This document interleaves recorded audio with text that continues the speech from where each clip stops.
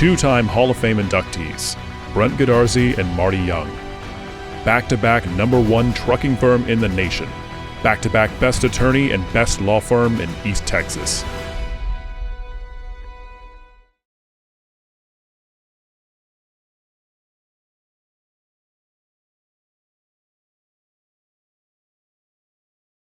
Hello, Buckeye Nation. Jeff Rash here. Welcome to the Coach's Show with the star of our show, of course, head football coach and athletic director, my good friend, Mr. Alan Metzel. Congratulations on another win, Coach. Thank you. 49-12 over North Lamar.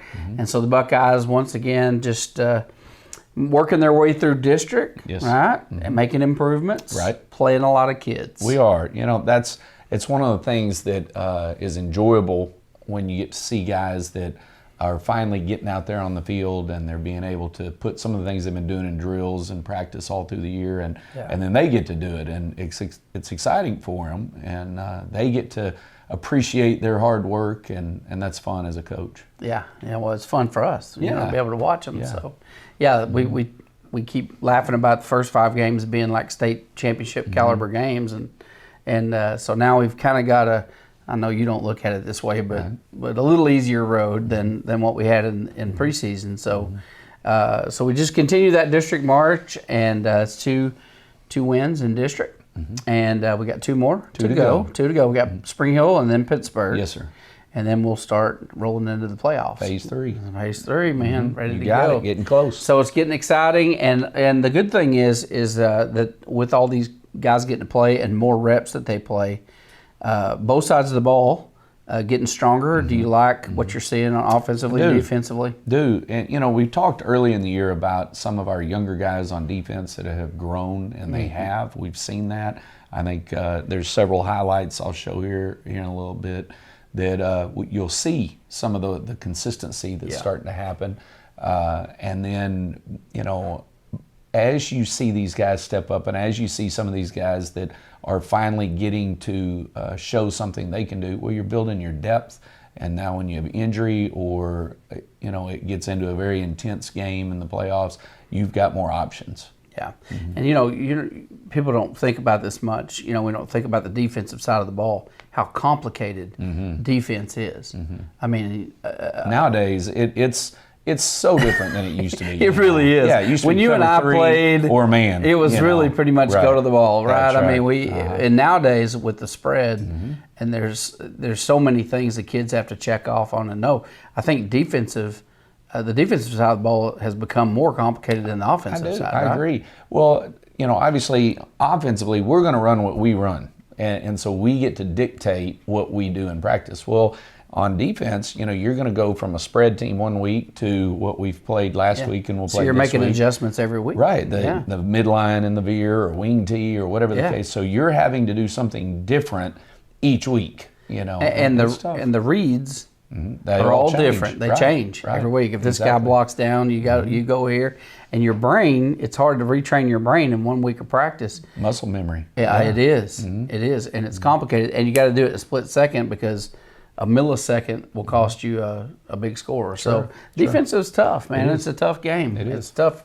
You play in defense, you got to be smart. And nowadays, you know, sometimes people make comments, well, back when I was playing, you know, we actually played defense and the score was 7-6. Well, it's a different game. It's a totally different People game. didn't throw the ball back then like they do now, and they didn't run quarterbacks like they do now, you know, so you're having to it's a completely defend the horizontally, vertically, all that kind of thing.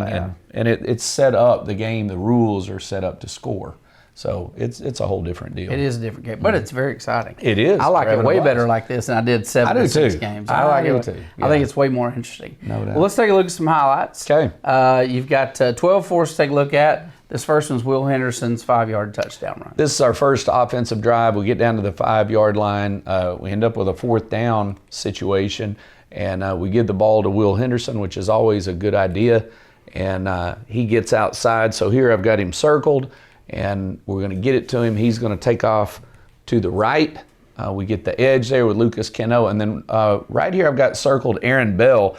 And you're going to see, as Will's running the ball, watch him just completely take this guy right out of the end zone.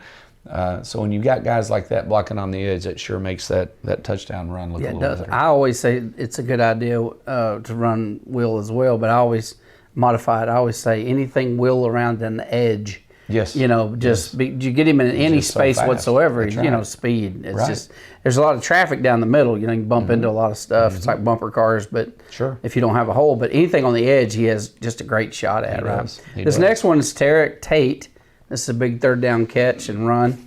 We've got a third and long situation right here, and so we end up running a screen. They're gonna drop deep since we're in a long situation. So watch him come across the heels of the lineman, catches the ball, and then gets up the sideline. Great job blocking out there by Jeremiah Noble and Brendan Webb. And I think we picked up close to 30 yards right there. Take a look I'm going to show you the wide angle, and you're going to watch Will come out of the backfield and watch him get after this linebacker right here. So he gets on him here, and he stays with him. You're going to watch him pancake him right here. And then he keeps going, and he gets the next guy also and runs over him.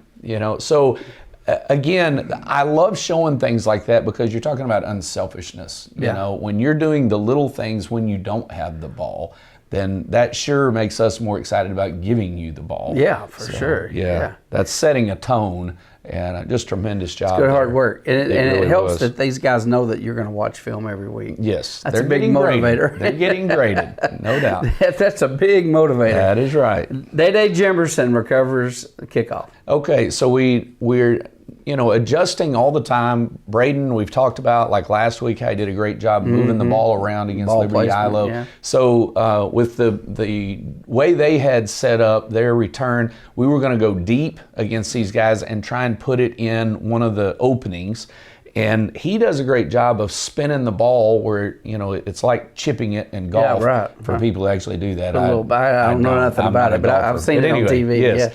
And it hits and bites and comes back. And so they're standing and watching the ball, and you're going to see Day, who just really takes off. Look at him there, 27, flying down the field, and the ball hits and pops back, and then he jumps on it right there. And so now we have the ball on the 10-yard line. Yeah, that's not a bad place to start. That's a great way to start an offensive drive. Yeah, that's good. No doubt. Good field position. Huge play by Day there. Next one is Aaron Bell converting a 2-point. We, up to last week, I think we were 8 of 8 on our PATs. Well, in this game, we missed a couple. And so now we're down in the point, differential. And so we score right off of that kick return. We end up scoring a touchdown. And so we line up. They're not quite ready. So we pitch the ball over to Aaron. Aaron follows the wedge in.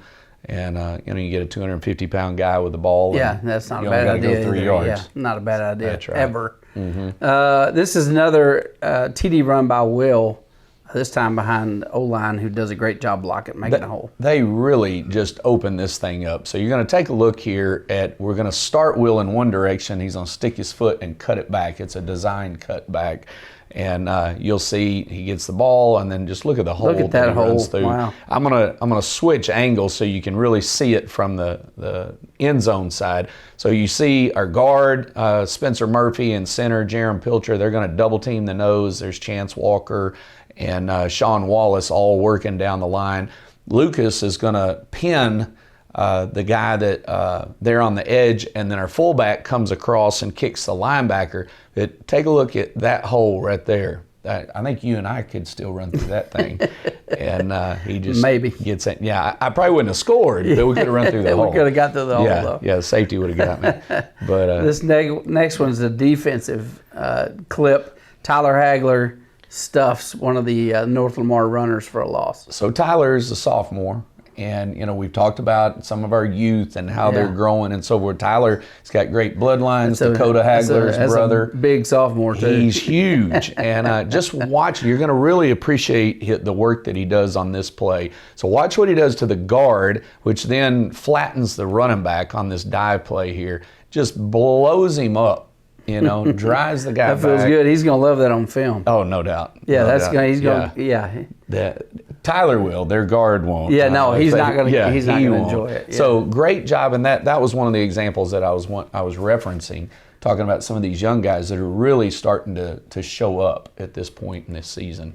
Here's another defensive play. This time, Aaron Bell, this was a 4th down strip and sack. He comes off the edge there. This isn't really the type scenario that their offense wants to be in. They're 4th and long. They're more of a 3 yards in a cloud of dust. So we get to pin our ears back and rush the passer. So here goes Aaron off the edge, and he just runs over their blocker, runs the quarterback down, strips the ball. They land on it, but it was 4th down. Yeah. So we get the ball right there. Regardless. Great play. Yeah. Nice job chasing down the quarterback. This next one is Jaden Edmond drops back, passes to Brendan Webb for a score. You know, this is pretty close to halftime, and we're doing our 2-minute drive. We get down there, we do a good job of burning the ball and using our timeouts and so forth. And so now we need to, the time is really of the essence. We got to throw into the end zone, and so we put one up in the air to Brendan Webb, but great job by Jaden of throwing him to the sideline. And their safety was not able to make it over there. He drops it right on him. He puts it right in just perfect a spot. Beautiful throw. I'll let it play through again here. And by throwing him wide, that was the key to the play, was being able to get that width where the safety didn't make the play on the ball, and we get to a score before we go into halftime. This next one, Luke Holyfield recovers a fumble on the kickoff. So this is right after that touchdown, and we're pooching the ball to, just make them fair catch and go into halftime. And their guy mishandles the kick, and so here's Luke coming down on the kickoff team, finds the ball, and does a great job of scooping it, keeping it in bounds, and curling up around it. We work those drills where you're literally trying to engulf the ball with your body so that people don't pull that out. Pull it out of there, yeah. And he gets a turnover for us, so nice job by Luke. This next one, Dervay Smith, touchdown run. He's been running the ball hard. I think I put an extra one in here, and this is another Tyler Hagler tackle. Okay. I think I forgot to write that one down. So here's Tyler with another tackle for loss. He gets a sack back there in the backfield. So great job. That's another big play by Hag. Yeah, he's wearing that center and guard out, isn't he? He is. Getting into that backfield. And then we go to Dervay. Okay. Here we go. So here's Dervay again in the red zone. And he keeps showing up the past 3 weeks. He keeps showing up. Great vision and strength. Really doing a good job breaking tackles. Yeah, he's a strong runner. Very physical getting into the end zone there. Strong runner. This is an interception by Eric. So, here we are in the second half. North Lamar broke a run, got down there fairly close into the red zone, and the defense is holding them. And so now they've got to try and make a throw into the end zone. Tarek reads it, picks off the pass, runs it back 25, 30 yards. And that's how you kill a drive, I think I've got him circled here. Just watch him follow their receivers. He comes across, and he ends up running the pattern better than that guy does. Makes the pick and flips it back for us. So our final shot here, you couldn't end on a better note. Correct. A go route to Eric. Great job. And I'll mention here, Caden, we're getting Caden Tennyson back into the game. So here's Caden at quarterback, and he's got one-on-one with Tarek. And that guy's got a pretty good cushion on him. Yeah. But we still felt pretty confident with Tarek on a one-on-one with this guy. Caden in rhythm, puts the ball up. Tarek does a great job going right by him into the end zone. That was our last score of the game. We kind of slowed the game down a little bit after that. Yeah. Well, congratulations on another victory. Next week you got Spring Hill. Going to Spring Hill. Going to Spring Hill.